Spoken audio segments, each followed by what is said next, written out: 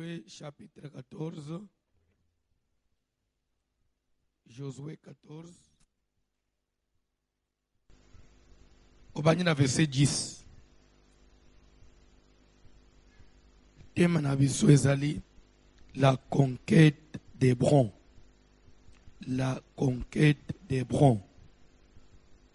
Ndeko nyonso afanja telema.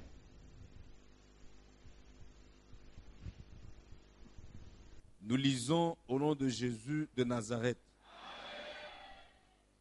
Maintenant, voici, Sikawa tala l'Éternel m'a fait vivre Nzambe apesinga bomoi comme il l'a dit. ndenge alobaki. Il y a 45 ans que l'Éternel parlait ainsi à Moïse, Eleki mibu tukumine na mitano oyo Nzambe alobaki na Moïse lorsqu'Israël marchait dans le désert. na tango Israele babanda kananu kotambola na esobe.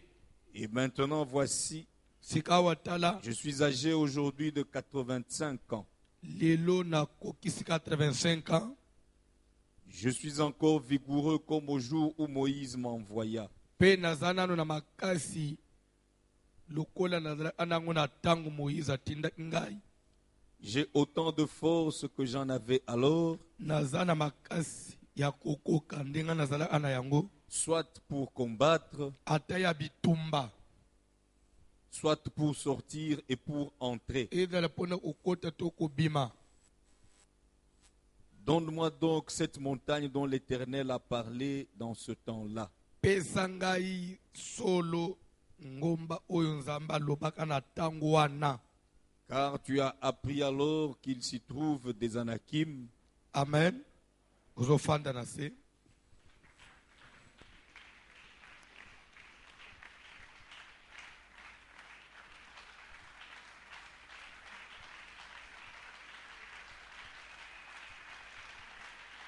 Amen. Tozana musala. Tozo prier en fonction ya matière tozolanda. Autrement dit, ezana tina mo ote ya obenga kozana service. Parce que le ezo sala poa ya service ezali liloba ozoyoka ezo revolte yo pe ezo pesa yo posa ya uluka Nzambe. Service na biso ya traversée ya fin de l'année. Peut-être pona ba mususu awo ezali année na yo ya sika osalango. Mais tosala ango ane nyos. Nakoloba ke oye kozala ta 7e ou 8e année tozosala. Et je dirais même pas 8e année, traversée et bandé avant fête des Juifs. Ça cause même plus de 12 ans, plus de 13 ans tozosala. Chaque année. Ceux qui fêtent des Juifs, de 10e année, ceux qui traversent, tout en data 13 ans. Tout ça chaque année. Biso awo to 6 année bongo. Taba prière.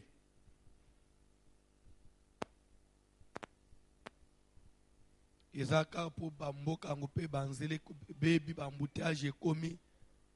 Basoto mouton na ba crise ekomi. Mais ceux qui kala tozala ki héros. Okuti église tokangi biso nyos tokei tobanda uvanda libanda même une semaine tamsu tozana centre féminin maman Antoinette tokanga muna panda une semaine ti to aussi sande tozongi boy tobanda usale langwa wote mais ibanda o permettre na tango banzeleza ibiembo pe facilité ya déplacement izalaki Congo na biso omina makambo ebele ba mabulu bipai embouteillage bipai pe mo anabso pe ba désordre omiming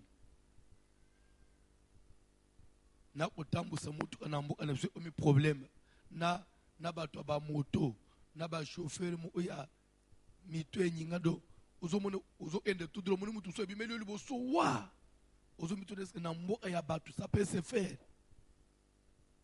o yebisi so olingo reprocher mais ala lunga una to a trouver o ya saliwan eza bien akepe so yebisi asali oboy yonde obongisa mboko oyo.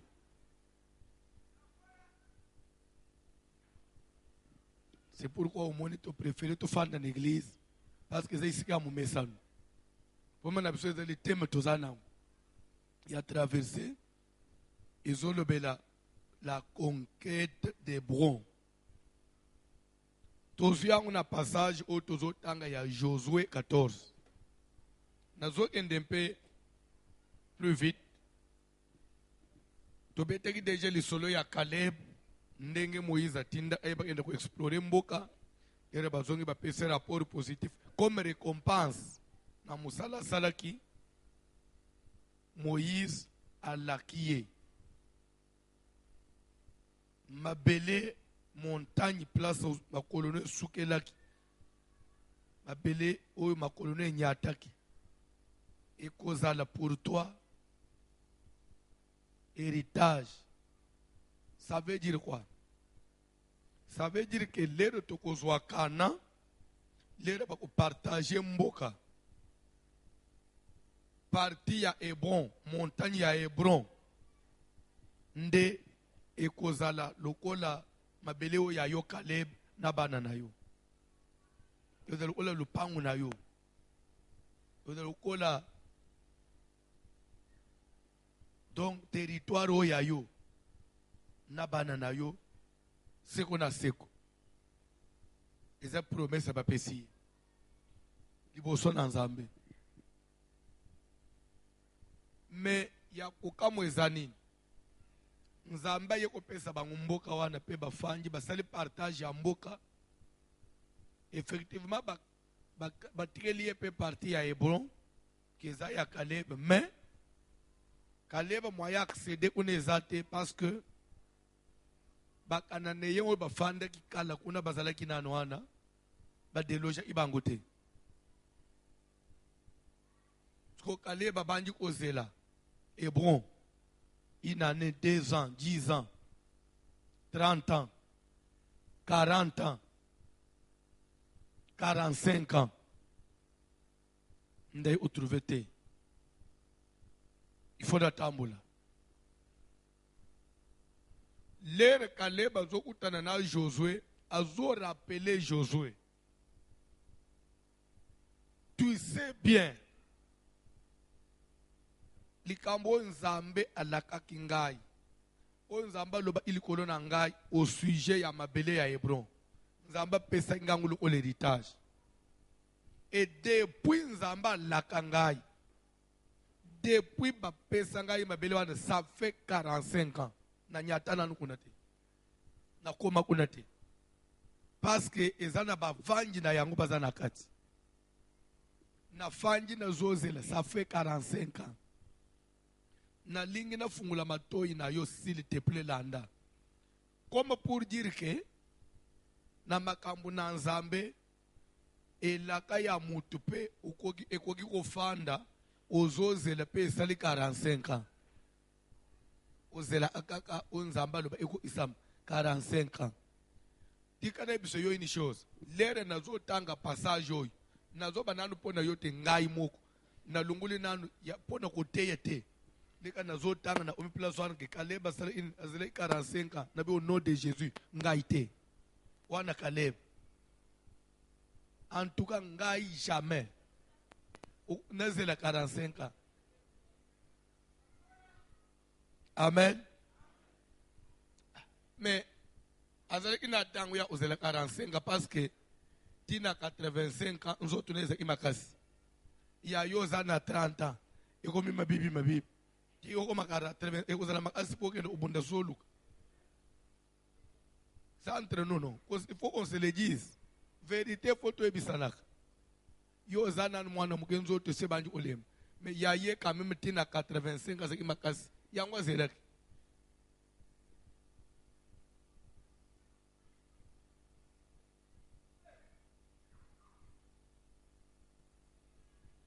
oyebi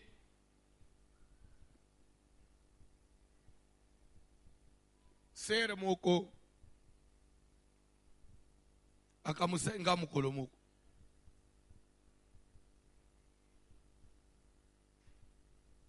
sukaka koti prophétie prophète azoba nzamba zoloba zala patient nzamba akumimonisa zala patiente vraiment nzamba usala ti un jour sera yeli nga na biro bite papa patience na lembi yebisa nzambe na yo ye soki alinga patiente na okatakasi nano yebi atelika moto bandi koseka Yesu soki akopatiente il a toute l'éternité pour attendre parce que c'est éternel. Mais moi je suis une fille, il y a la ménopause, je vais patienter. Dieu s'il peut patienter, il est éternel. Moi je suis en raison. Il a patience, il a toute l'éternité pour attendre. Et nous autres, il faut te changer prière. Patience, tu vois. Zalana kondi mandeko zamba osal. Akosal ti talandenga weleli répondre wapi. Wana penza monina na tei bien. Wana na tei bien penza.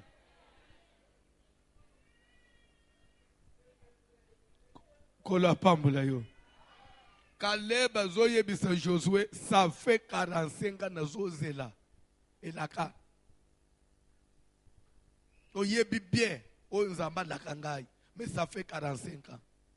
Bien aimé, c'est comme pour dire que même les Caleb azoy après 45 ans, ezate ke esalama ite. Abandi démarche pour esalema. Comme pour dire que ceux qui perdent les makate, ça pouvait aller dans 50 ans. Tout comme ça pouvait aller. Tout comme paix. Caleb paix qui paie kokufa. C'est ça ce que moi j'ai compris dans la parole de Dieu.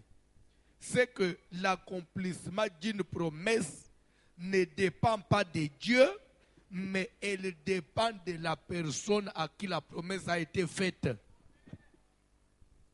Je reprends. L'accomplissement de ta promesse ne dépend pas de Dieu, mais ça dépend de la personne, de toi, à qui la promesse a été faite. C'est vrai, Dieu a fait la promesse à Caleb, mais elle s'est accomplie quand? Est-ce que c'est accompli quand Dieu a voulu et ça s'accomplisse? Non. La promesse a eu son accomplissement lorsque Caleb s'est levé, lorsqu'il a pris conscience. C'est que même tel que tu es là ce soir, si tu prends conscience, les choses changent. Ba passage, il y a Matthieu ou dans la Bible, ça est belé pour nous comprendre que vie ya mutu ezo dépendre pour nzamba loba ite. Mais ezo dépendre na yo. On trouve que non, il faut se changer. Alléluia. Alléluia. Bazo tangela biso Marc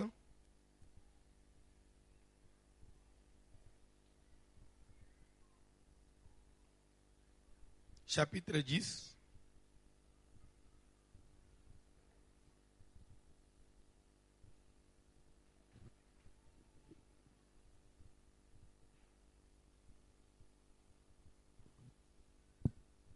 Pendant le verset 46e. Ils arrivèrent à Jéricho. Bakomaki na Jéricho. Et lorsque Jésus en sortit, Na tangu Yesu akomaki kobima na Jéricho, avec ses disciples et une assez grande foule, elongo na bayekoli na ye pe na etuluku ya bato ebele, le fils de Timée, Bartimée, mwana ya Time, Bartime, mendiant aveugle, muongi mukufi misu était assis au bord du chemin. afandaki na balabala Il entendit que c'était Jésus de Nazareth ayokaki ke eza Yesu ya Nazareti et il se mit à crier, pe abandaki konganga, Fils de David, mwana ya David, Jésus, aie pitié de moi. Yesu yokelanga mawa. Plusieurs le reprenaient Ebele bakomaki kopamela ye pour le faire taire. po bakangisa ye munoko. Mais il criait beaucoup plus fort, Me nzokande abande konganga su makasi koleka. Fils de David, Yo mwana na David, aie pitié de moi. yokelanga mawa.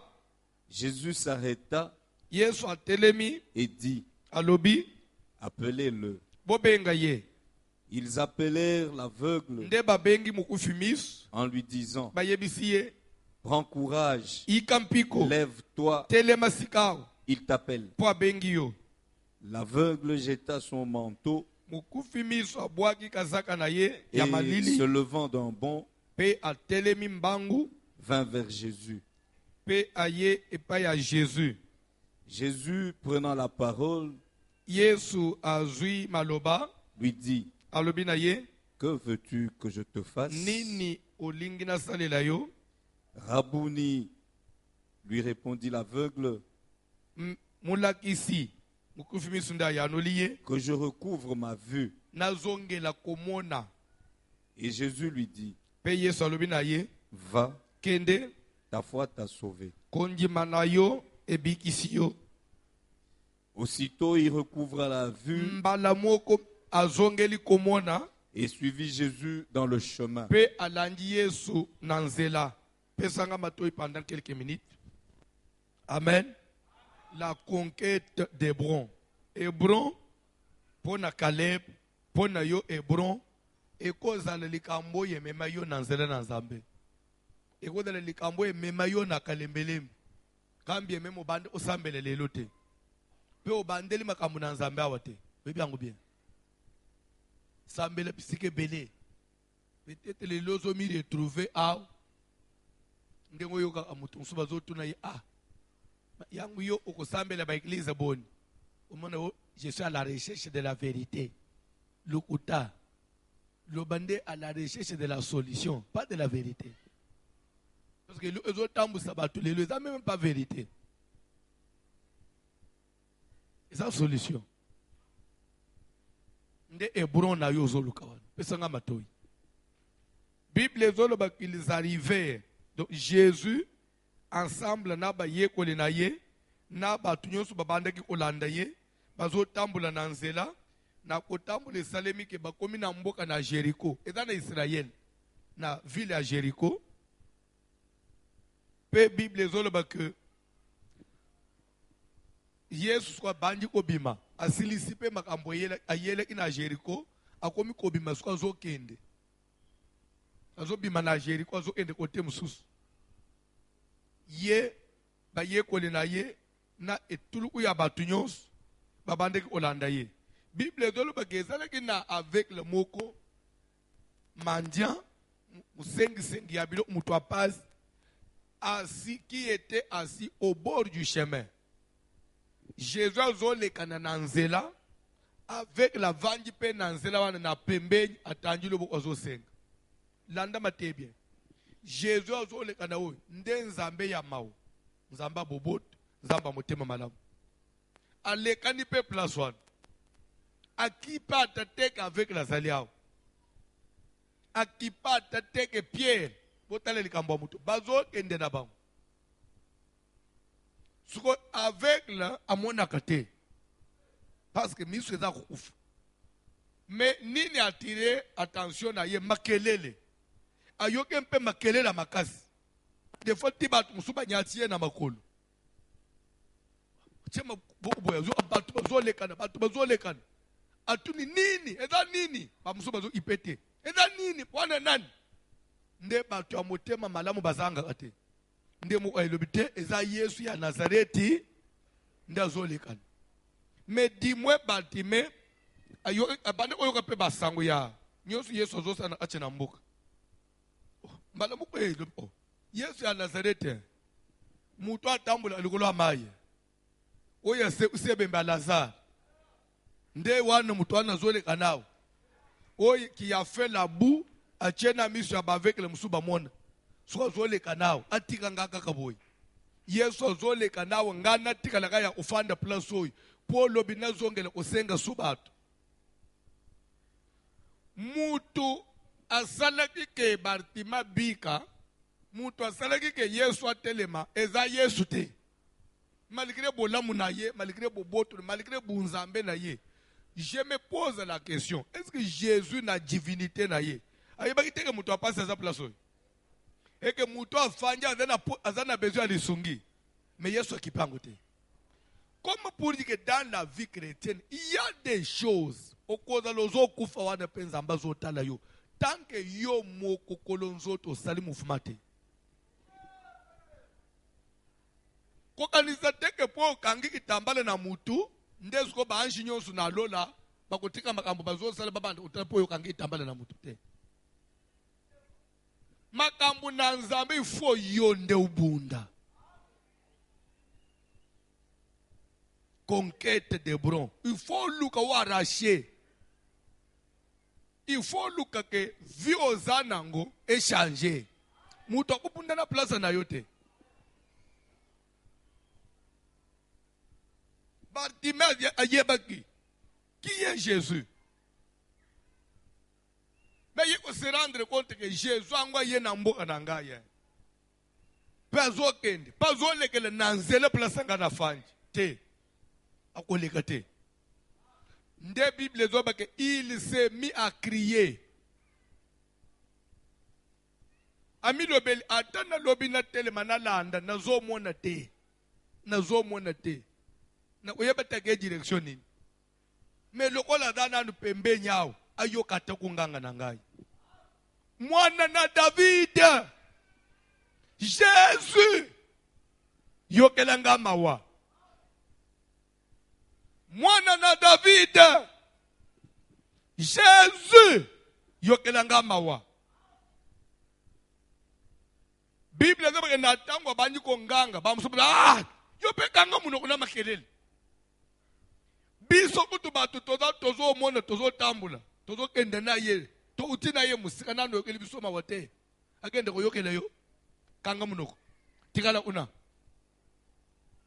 yo alisini ebele ya batu yoso bazolanda yawo bazana ba problème te nano sisi tabano kende kolanda yo mutozo otikali deja na sima na zolo baboy vi ya mutu mususu eza yangaite soki yo kweshiwe ngana kweshiwe te soki yoko kufangana okufate soki yoko bala te za yo kolinga o entraîner batu na ba esheka na yote kolinga o kangama na mutu azo échouer te. Il a toujours un langage à côté. Même lorsqu'il fait parler de l'église, c'est toujours d'une manière un peu yakotengam. Il y a des gens comme ça, bafanja. Ngana benga abang baja Satan. Même ngai mutu na fanji na zote yo. Soka lu bete li solo na ngai. Ogolo batame. Mais au moins na fingi nga silis. Alobi mabe na nga sis. Era ofranda na chele lobo. O comprendre ateka za mutu nini. Yo pozo angamana yeka. Ozo boteka mutu na ezo sala biente. Mutu aboy. Parce que nga déjà suki na ebike mutu azama be. Na ukangamana Jesus eh. Mais ce que l'église a dit, au lungo de poneni. Dans le bimabe, ba fanja. Même ndenga na dole ba, oyebi ba mususu. Na suga akoyepe na ochele maboko.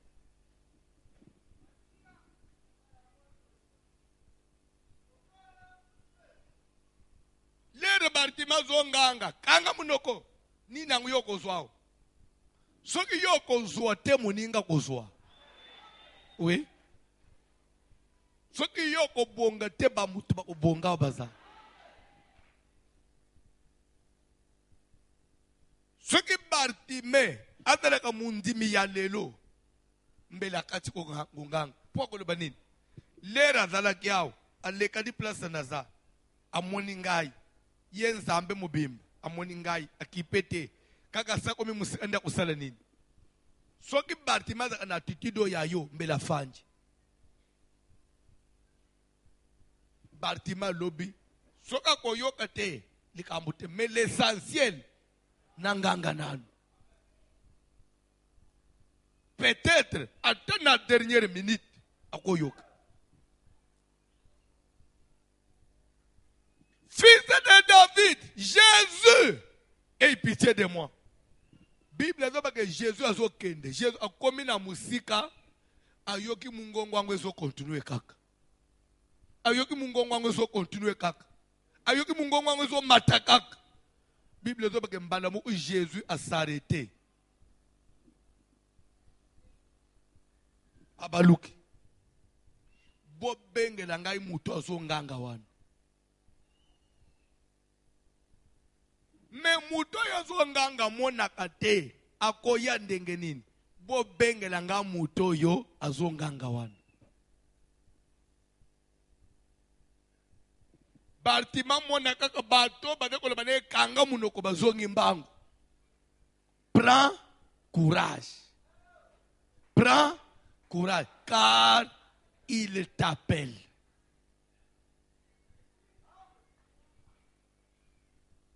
Compara que vino na ya mutu mususu te. Songolo kutu na utakie en église. Nan kuta bongite ka biso batuto ye na sima. Atabangunde babande église. Babonga te etali bango. Ndenga basambelelaka oyebite. Ndenga tambulaka oyebite. Ndenge relation na nzambe na etadama na yepe. Pondenga tofanya to yebani bilongo meto yebani mitema te. Kokende kokamata vina yo okompare na ya mutu te. Même mama abota yo, aza mama aboti ngai akolisi ngai. Me etadama na ye na yebite. Na mukili na komelela mutu mbondo te. Na koki kokata ya ngai. Me ya motema même mwana oyo oboti etadama na yo yebite. Ya obande otaleke mendenge nini yazo sungama te. Lokola yazo sungama te eske ngana osungama. Ce n'est pas ton problème. Abonga te likambo na mutu mususu, ce n'est pas ton problème. Yayo likambo eza yo na nzambe. Tika ndenga na zote yao. Nzambe o ya benga yo. Nzambe yo landa na esiko oyo. Asalela yo. Nzambe yo pesa confiance. Alongola yo soni. Ko échouer na vite. Parce que vie dans la ami balete. Vie ezamoko. Soko échoué na vie oyo eza pour réussir wapi. Kotika bana na yo na balabala te. Kotika bana no na pasi te. Konjima kokufa te. Kotika bana no bazamike. Po muto obo elolo bango azate. Pe ata kolinga boko la bango ndenga yo ka boko la bango te. Kotika mukumba na yo na mutu mususu te. Je vais vous dire quelque chose. Nakoloba basala nzambe bolimbisa ona zolo besa entre nous. Nazo dénigrer mutu te. Même bino pe bozo na ndenga bien. Bino ba congolais vous voulez trop faire des analyses. Même là il faut pas analyser. Ngire ba congolais so ba ka analyste na ebité. Nyo so bo sala vraiment ka option moko. Nakoloba toujours un exemple l'église. Les visionnaires, pasteur Aza, n'a pas azate. Vous savez la différence. Mais où est l'église il y a Nzambe. Où est la Bible. Mais les visionnaires Aza, n'a les azate. Différence c'est ça. Bon, vous calculez ce que bano yo botina libumuna yo. Yo papa na bango yo mama na bango zala te bano na ba osuka wapi ozada me omoni pe ya église ata na zate me bato yo bazama wa maondengo le différence zana oyebi ka meme ka zo ya me ozama na le dimwe oyebi ka kala lobi azo ya me ozama so me bano ba d'autres le bébé ke mama to omona ka ye lisusu te makambo de komela yo te papa makambo wana ekomela yo te oyo mona kofandi ozoyebisa mpe bana ke vraiment nazobela nayebi te nzambe akozwa ngai te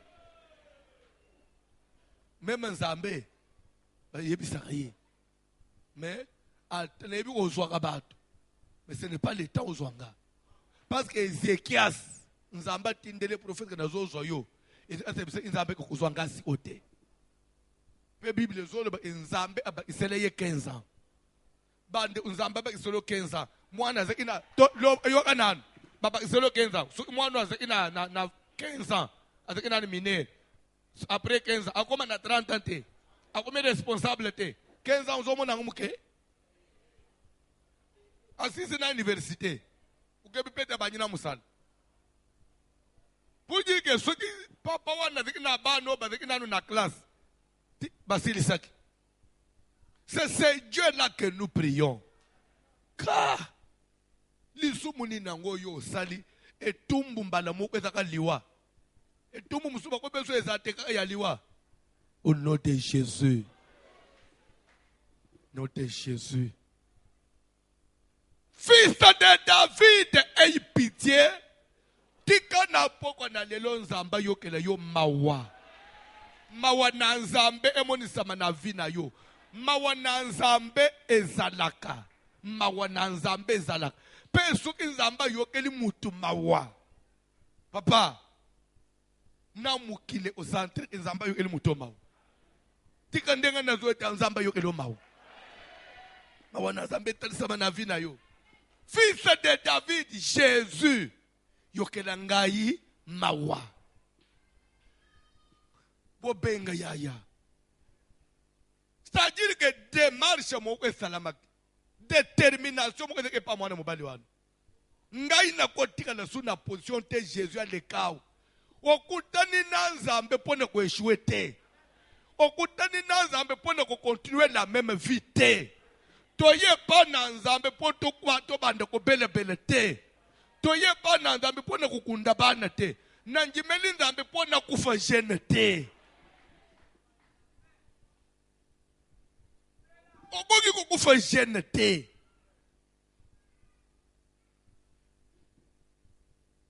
oyebi ya une nouvelle là eza na sere moko moyebi akufi boyebi sere moko aza se une jeune mama ayemba na bande kwa colonne de feu le ayemba nzembo ya muyenga soki babwa ayemba nini ayemba achilo baboy ata nzoto mike boy jeune mama moko mingi nzembo ya Ozana bayembi bazap mama bibishi ata nzoto mike boy oyebi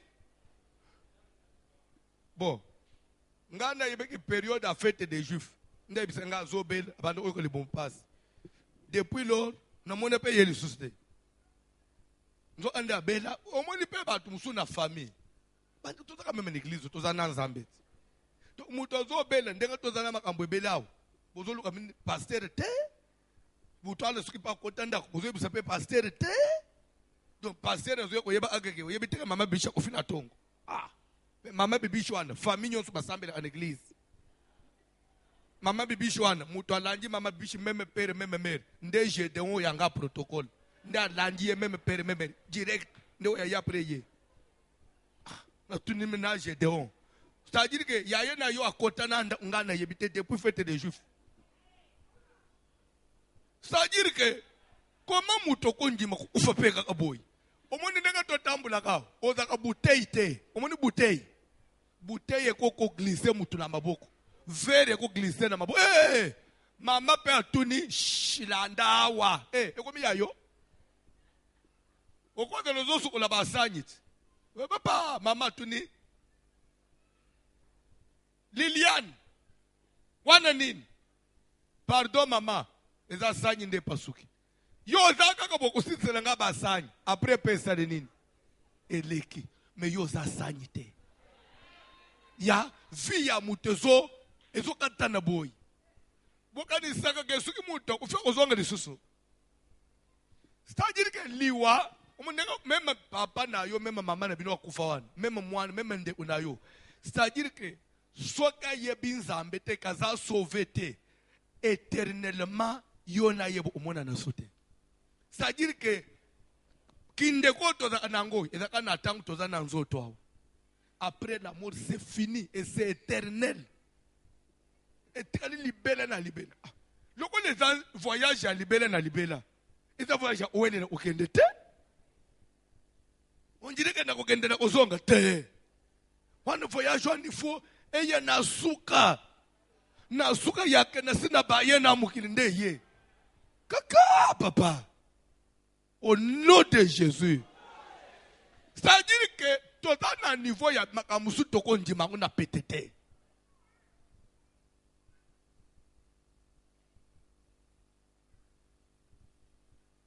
Fils de David, ndenge na zote yao. Ata malaji eza na nzoto Yesu fo yokele yo mawa. Toye na makolo na nzambe po yokele biso mawa. Toye pa na Yesu po tolongo banite. Toye pa na Yesu po toza batu malamu te. Toye pa na Yesu po toza juste te. Toye pa na Yesu parce que toza ba coupable. Nde toye koluka mawa na nzambe. Tika ndenga na zote yao. Mawa na nzambe ekitela yo. Ata bitumba ngweze ya ndenge nini. Nzambe akangola yo. Mutu a intimidé yo te. Ya comme si poye pas na nzambe fallait de le juste poye pas na nzambe. Même Jésus dit ce sont les malades qui ont besoin du médecin. Mutu so azo bele te kenda hôpital te. Mais Yesu aza munganga. Le on toye pas est-ce que toza bato malade? Oui ou non? Tika bi isayo. Likambu nyonso kozala ememi yo aw. Ozo elangwe yanu. Pe ozo yanu lelo. Ozo yanu na décembre aw. Ozo yanu na 2019. Soko tangi passage ya Josué. Caleb a dit Josué, ça fait 45 ans que Nazeli Hébron. Ce qui peut-être lelo na ye. C'est parce que Dieu m'a fait vivre jusqu'à aujourd'hui. Ce qui est que na kufa kimbele na ye otuka tikambo Hébron te. Na ye parce que nazana bomo ponza mbaba telingai. Papa, liwa eloko mabe. Tika nzamba batele yo omone pendenga bana no bazo bonga. Vibozo monoyo edana babila ka mususu nyonso tokopika lokola mapamboli eza sukate. Je vais vous mettre quelque chose dans la tête et bande ko travailler na yo. Jacob, il a servi Dieu, oui ou non?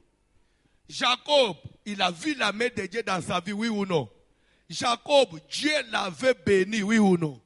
Parce que il a aussi expérimenté certains exploits dans Zambé. Calculé, voyage, passage na ye nanda kwa Laban. Akende imabo upamba. Nzamba pambula kaye. Abima kana biloko ebele. Nzamba bongole ina banyama ya Laban. Et comme na barayere ina batashi po comme ya Jacob. C'est des exploits, oui ou non? Jacob okutana na Nzambe babunda butumu mazamba bongola ye kombo. C'est des exploits, oui ou non? Jacob walala mona lola kufungwa ma escalier ke lola tibanje bazoma tabazokita. C'est des exploits avec Dieu, oui ou non? Mais dans tout cela, Jacob bika aisance te. Jacob bika vie ya lipamboli ya solo te.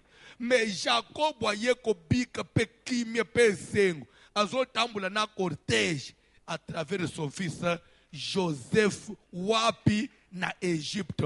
Pour dire que ba bénédiction nyonso ya Nzambe esila kikaka na yete mususu ayeko bike lango à travers bana. Papa, ka toko salela Nzambe, Nzamba pamboli osombi lupango ndenge tozolo ba osombi pe lupango tambola tana mutuka. Mais kokite ta mususu yo sombi ka lupango suki na lupango. Mais lobi mwana no akoye kokoma ta musu premier ministre. Okobika lusu lokumukole même oyo somba lupango. So ozo wele lokufu oboti nano moni ndenga bana no bazobonga te ozo wele kufu pokende wapi bakosi nazo bandele pone liwa bakosi.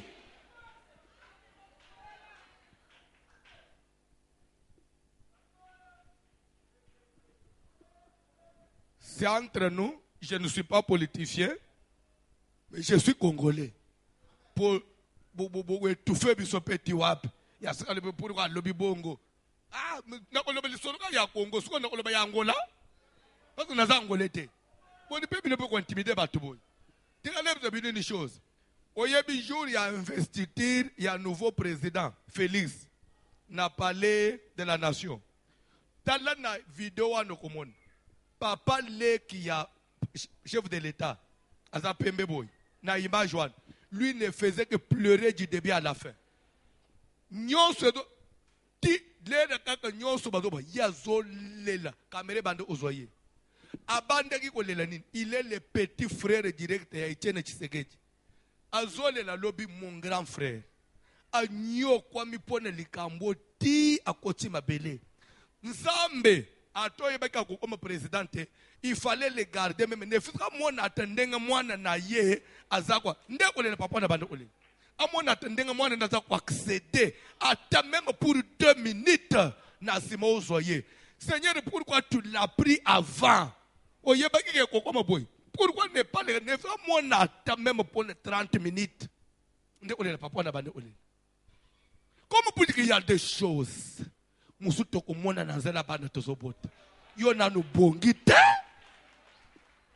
Eza na bamboka mususo kokende. Osombi biyete. Osalelo omokote. Ozoma taka pe pwana na ke mariage ya mwana. Na ke mariage ya mwana. Wana wapi na Londres. Na ke mwana nangazo bota. Nagende kubatela nani kubatelele bebe. Wana wapi na Californie. Na Californie nde papa zone na kabiso au. To sambele lio papa voici lo masambele langa parce que nazana vole lobi na ba 29 mwana bengisinga na Californie. Ozoka na Californie bazo zone aéroport Californie on dépensait le côté nyonso mwana na yo nda sali. Ofanji pe kuna 2 mois batambu saka yo na pokwa na bakoko na yo bazobima nayo bango bazolo bangle yo zo balingana lero muko bazo seka yo otuni bango pona kotuna pri bado bakanini otiba unalingana bese koko say how much so yo dobi how much but be koko oniji pa comme ça onji how much na chiluba na yo wan. Mais ezobi makaka ambiance parce que zana bakoko na yo. Tane lengi ya vie. Yo kokoma kuna te. Tane lengi ya vie. Vie zana nu na ba étape. Vie zana nu na ba niveau mususu. Vie zana nu na oyo na no monite mama. Nana telemi po kota mabele. Nana telemi po boma yo. Qui veut précipiter ta mort? Qui veut précipiter ta mort? Qui veut précipiter ta mort? Il y a un Dieu qui est capable d'ajouter les années. Je vais vous dire l'évangile. Alléluia. Écoutez s'il vous plaît. Je voudrais prêcher l'évangile. Vous parlez français. Dieu envoie le prophète Esaïe. Va dire à mon serviteur Ézéchias que suka ya vi na ye onga ina prévoyer ipona ye esukeliao nzamba tindage Ezaïta yo belis Ezekias que na frapper yo po tamboli mbabe na bomi yo te take ngai nzambe na limite ifi na yo le Ezekias abandi ko le rappeler nzambe il vous fait zonga yebisa mon serviteur. Vous parlez français. Dieu n'a pas dit que je pardonne son péché, non. Je lui ajoute. Quand on parle de l'ajout, c'est-à-dire que c'est un surplus sur ce qui était prévu. C'est ce qui n'était pas dans le programme. On donne une part qui n'avait pas été prévue. Les 15 ans que Dieu avait ajouté à Ézéchias, et dans la qui planifiait na bane na yete. Nzamba pesi bane mususu. Oya zana ki nango na droit ya vivre te. Soki nzambe akakwiko bakisa ba mvula. Oye tangemela ki ngai te. Bongo ba oya ngai moko ba mvula nanu ya ngai moko. Nani faya ko kata vina ngai na katikati. Pona nini parce que yaza papa kulutu, parce que yaza koko, yaza mama leki yaza mwana ya grand frère na ngai ndatelemi alobi ke tata mwasi ya leki wana akokota 2020 te parce que ngai na sina kanga vina ye akosi bandoki bakosi s'il faut kobunda tokobunda. Caleb a dit à Josué, j'ai autant de force. J'ai autant de force. Soit pour combattre. Moi aussi, je m'entraîne déjà. Je me sens que j'ai autant de force. J'ai autant de force. Soit pour combattre les sorciers de la famille. J'ai autant de force. Soit pour combattre les mauvais sorts, les condamnations. J'ai autant de... Toute sorcellerie dans ma famille, je sais que j'ai encore autant de force. Soit pour combattre, soit pour sortir, soit pour rentrer. Il y a la force. Comme on a la force, n'accepte pas banali samutuno na se. Tant que makasi eza nanu. Tant que makasi eza nanu. Kondi ma échec te. Kondi ma liwa te. Kondi ma kolala na se te.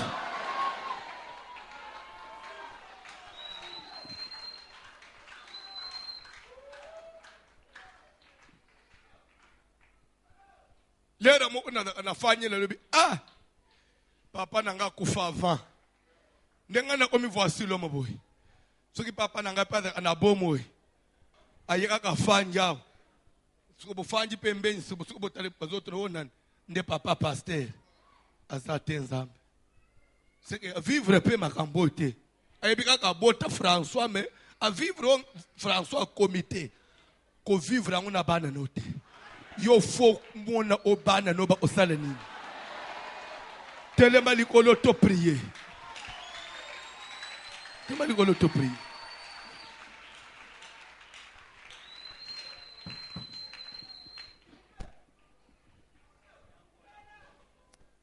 pe ekosalema te osalema te ekosalema te ozolungwa na mukili oyo. Parce que mutu moko ya mai na makila lokola yo nda lobi ko lunga na mukila. Oboti mwana na yo bazo botolo mwana na maboko ozo kufela mwana parce que bokilo na ngai to jiskita kinaye abike na ola isoke ngande mama ya mubani bebe azana maboko ano ko perdre ye yo po perdre bebe o ya koza na Joseph na yo o perdre po jiskita na bokilo akosi bokilo akosi bayembi kantik ye bokilo akomi nani ye bokilo akomi nani Yesu sembola loboko Yesu hey sembola loboko hey sembola loboko Yesu hey sembola loboko oh sembola loboko sembola loboko sembola loboko Yesu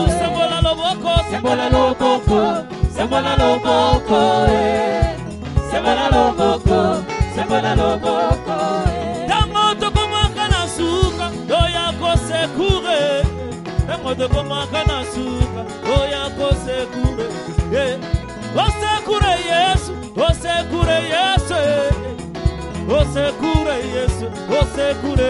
Yesu sembola loboko sembola loboko sembola loboko sembola loboko sembola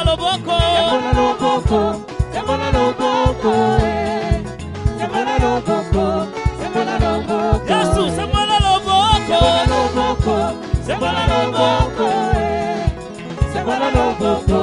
sembola loboko hey tongo etana utu eidare kemona nzambe etoni mokili batuna kangai wapi nzambe na yo nzambe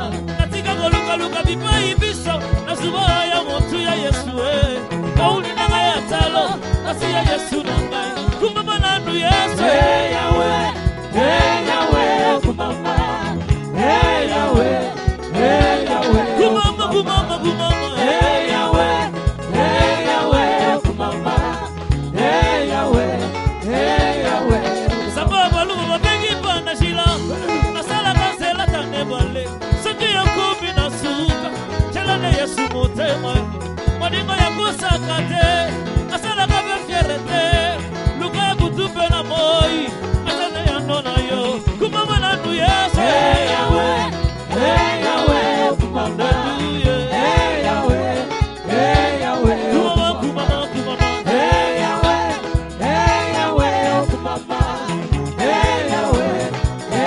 Osali mokosi na makosi elonga na kemo takoyo Osali mokosi na makosi elonga na kemo papa Yesu osali mokosi na makosi elonga na kemo takoyo Osali mokosi na makosi elonga na kemo papa Yone yebuna nganga ye Yone yebesa nganga makasi Osali mokosi na makosi elonga na kemo papa Osali mokosi na makosi elonga na kemo takoyo Osali mokosi na makosi elonga na kemo papa Osali mokosi na makosi elonga na kemo pakoyo Osali mokosi na makosi elonga na kemo papa Yone yobesa nganga ye Yone yobesa nganga makasi Osali mokosi na makosi elonga na kemo Yesu yosali zambe kumama yawe kumama Yosali zambe kumama yawe kumama Yosali zambe kumama yawe kumama Yalombe nganga ye kumama yawe kumama Yawe kumama yawe kumama Yesu yosali zambe kumama yawe kumama Yesu mikawana kumama yawe kumama Yawe kumama ye kumama yawe kumama Makasi nanga Yesu yawe kumama Elonga na kemo Yesu yawe kumama Mikamwana na ya kumama yawe kumama Nabeta maboko Yesu yawe kumama Nabeta maboko Yesu yawe kumama Nabeta mololo mololo Yesu yawe kumama Namangola zambe Hallelujah Hallelujah zambe yawe kumama Ebela zambe yawe kumama Namangola zambe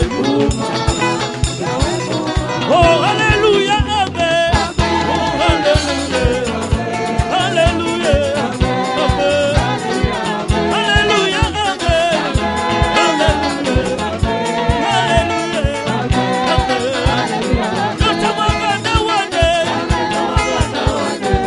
Tamanga na wande amen Yesu makwidi wande makwidi wande makwidi wande amen Yesu asose wande asose wande asose wande amen Yesu avoka wande avoka wande avoka wande amen Yesu makwidi wande makwidi wande makwidi wande amen Yesu makwidi wande makwidi wande makwidi wande amen Yesu fokola lole fokola lole ai fokola lole amen Yesu munganga wande munganga wande ai munganga wande amen Yesu sesedi wande sesedi wande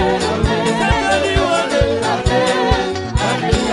Oh hallelujah Hosanna Hosanna hallelujah Hallelujah Hosanna hallelujah Hallelujah Hosanna hallelujah Hallelujah Tikula hallelujah Hallelujah Hosanna hallelujah Maboko Maboko beta maboko Hallelujah Hallelujah Kasi hallelujah Hallelujah Hosanna hallelujah Maboko Maboko beta maboko Hosanna hallelujah Hallelujah Hosanna hallelujah Beta maboko maboko Hallelujah Hallelujah Hosanna hallelujah Hallelujah Yes Hosanna hallelujah Hosanna hallelujah Hosanna hallelujah Hallelujah Hosanna hallelujah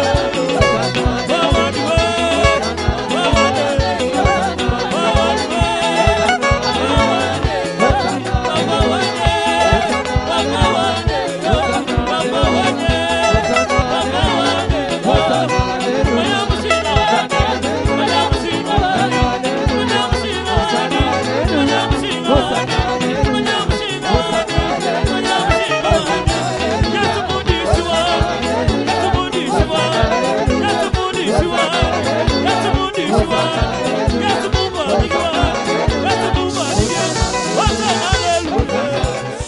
nation nyos bazolinga ba impose yo na mokili oyo yo nde kolonzoto ozoboya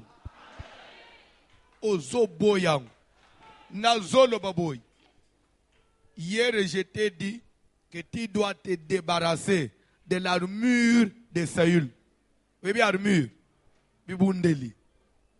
L'air David a créé par Saül pour passer information que Tikangana kende kubungisa Goliath. Oui, bien le Saül a salak. Oza mwana muke. Ah, ukende kubundana mutwan. Ozo riske vino kapone likambo mbongo na opo na lobi uge mutoko buma Goliath na kopese mwana nanga mwasi abala. Parce que tu ozo rêver comme gendre ya roi. Nde ozo lingo riske vina yo. Bon, si tel est le cas, zobi bundeli nanga ukende ubundana. Par respect, David a latinan. A meka ibisi roi. O ngaite. Ngana zane ndenge ngana bundaka. Zobi lo onayo. Nga funa bundana ndenge nanga. Mutwa impose yo vi mususu te. Yo fo sale la vi onzamba pesa yo. Bakoki ko impose une autre vie te. Ozo sale la prière. Ozo ende ko se dépouiller. Na nyoso molile zo linge latisa yo na nzoto. Moto megawe zambe zoketa. Moto nyoso zoso kolandela. Zoso nyoso zoso. Nyoso malade zanga. Oza yanga ito. Kuyano zamololo. Ono za fame. Ono balo zambeto. Na boka lolo. Zayo zoso kose de prier. Na viwo ya mololo. Zoso kose de prier. Na viwo ya sarilite. Zoso kose de prier. Na viwo ya celiba. Zoso kose de prier. Na viwo ya divorce. Na viwo ya prier. Na boka lolo. Kuyano Esika, na kombo na Yesu Kristo, au nom de Jésus, na kombo na Yesu Kristo, moto na Nzambe pela, moto na Nzambe panza, sabona teje, ya molili ya kindoki, na zona konektalize, força kindoki, força molili, força malade, bataka nyonso ya monde atene, eya mamoto, etumbama, esika, moto na Nzambe kita, epanza, nyonso ya molili, babwakaka, ya kufa, ya kopedre, ya kozanga, au nom de Jésus, nazo détruire, puissance à molili, puissance à maladie, maladie à famille, maladie à molili, ya batu, ma piège, ya monde à ténèbres, nazo de détruire lango, nazo de kopanzango, nazo de kotumba, nazo de la moto, moto na Nzambe ezopanza, ezodétruire,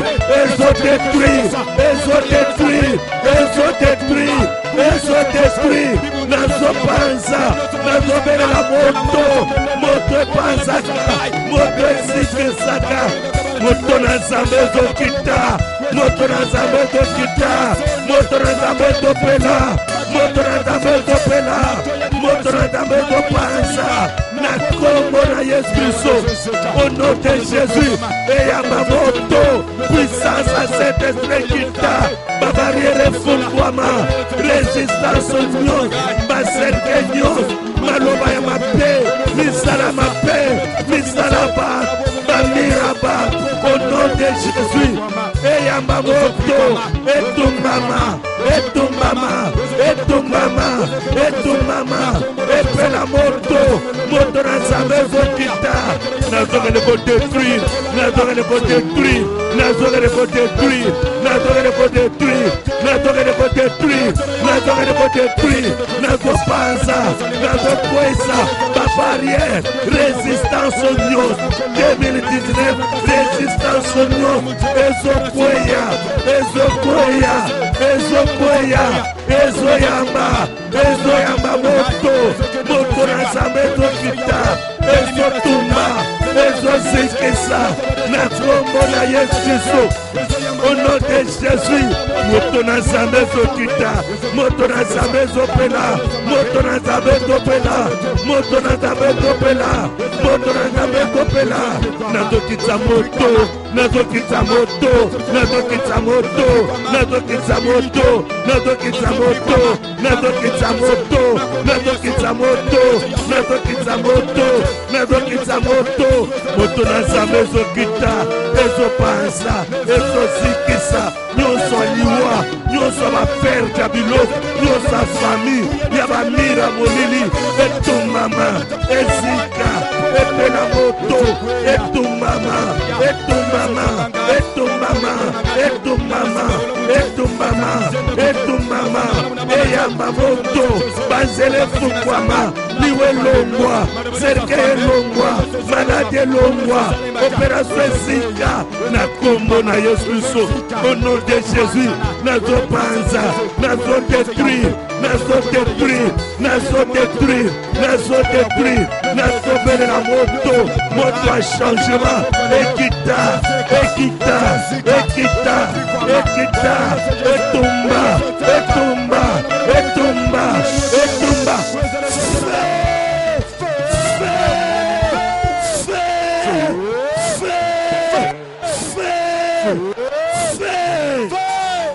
Yoka, Bartimée Zonganga, fils de David, Jésus, aie pitié de moi. En d'autres mengo banin, Yokelangai mawa, Bikisangai, Kangolangai, Bimisangai na bolokoyo, na lembi vioyo, na lembi vioyo. Yapona déplacer, faut basimbanga na loboko, mwana na Nzambe Yesu, Yokelanga mawa.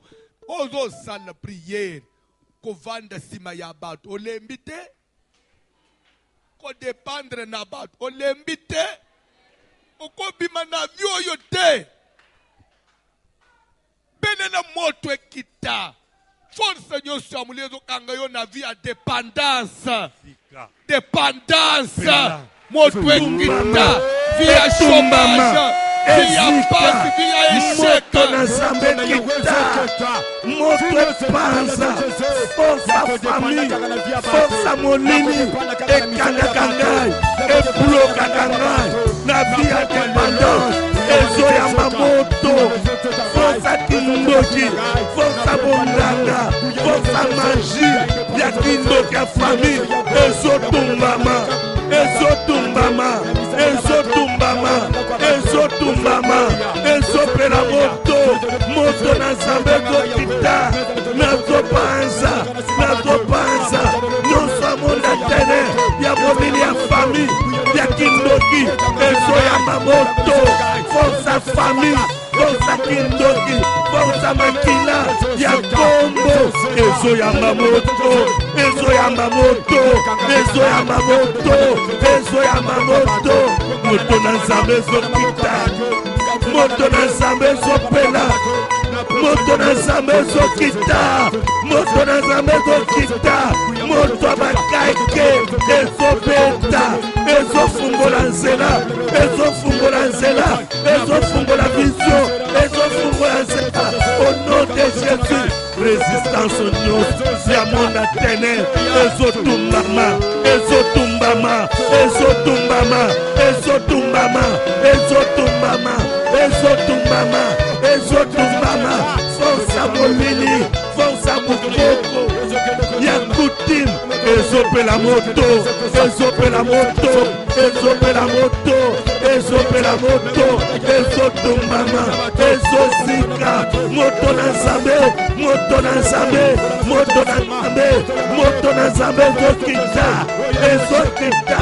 ya bakake, na monda tene, ezotumbama, ezotumbama, ezopela moto, nazo efase, nazo longola nyonso mabe, ya monda tene, ya molili ya famille, nazo longola, ukongo na famille, kutime, bapratika fete, au nom de Jésus, bareno molili, ezotumbama, ezotumbama, ezotumbama, ezopela moto, nazo deklase, nazo kata bachaine na maboko, bachaine na maboko, bachaine ezokatana, bachaine ezokatana, bachaine ezokatana, basinga ezokatana maboko